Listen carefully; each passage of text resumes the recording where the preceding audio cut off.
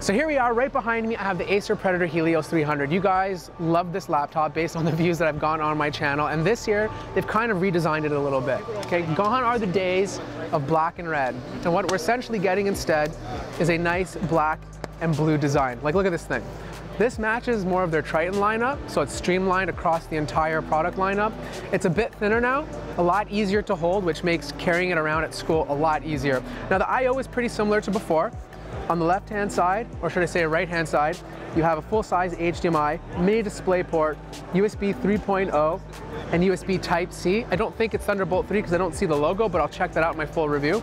And on the other side, two USB 3.0 ports, full RJ45, your power connector, and of course your Noble lock. It definitely feels a lot lighter than before, and as you know, I like light gaming laptops, but the main thing comes inside. The internals are what really matters. They've bumped up the specs to a full RTX 2060, so best bang for your buck 20 series GPU you can buy right now.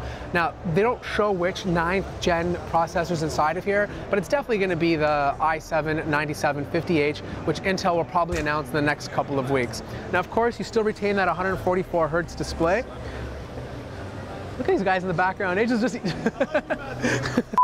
So this guy right here is the Acer Predator Helio 700. This guy is at least 9 pounds, but there's a reason why it's 9 pounds, because it's what's inside that counts. You can spec this guy all the way up to an i9 with an RTX 2080 graphics card. And I'm not talking about Max-Q, I'm talking about a full-size RTX card. So that's more than enough to power any game you throw at it. Now the big deal about this laptop is its keyboard. Come in a little bit closer, let me show you what this thing can do. When you lift up the front portion of it, it slides out, and they're calling this hyperdrift. So two things happen. One, you have a place to place your wrist to make it a little bit more comfortably when you're gaming. And two, you're allowing heat to evaporate from the top portion of the laptop, allowing for a cooler system. Now in theory, I'm gonna have to test this out myself to see if it actually works, but it's kind of a neat idea. The other thing about the keyboard is the MagForce keys. Now this is an interesting idea. I don't know how it's gonna pan out in real life, but basically you have keys that can be changed in certain situations. So you have a key, instead of going from 0 to 1, which is what usually happens with any keyboard, you have a linear style type key where you can change the force to any percentage you want. So if you're playing like certain types of games where you need to like move just a little bit, being able to change that percentage will help out a lot. Now again, this is something we're gonna have to test out to see how valuable it is, but it's something to know. Besides that, you get all your standard stuff that you've seen in last year's laptop. So you get the 144 Hz display, you get a 17-inch laptop, tons of I/O.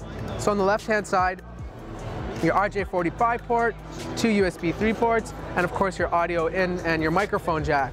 On the right-hand side, two USB Type-C ports. One is Thunderbolt 3 and the other one is just 3.2. And then on the back, you have your display port, full-size HDMI, and of course your power in. Now, this is obviously something you're not going to take to school. This is like a full-fledged desktop experience. And the thing about the Helios lineup is it's more in the mid-range market, so the price tag is not going to be extravagant compared to the more expensive ones that have like full metal body designs. But the big question is how useful is that keyboard? And how useful is that new key system they have? So we'll find out soon enough. Now, I have more Acer coverage today. Links will be in the description down below. Once I get this guy, I'm gonna review it. Like the video if you liked it, subscribe if you haven't already, and I'll see you guys in the next video.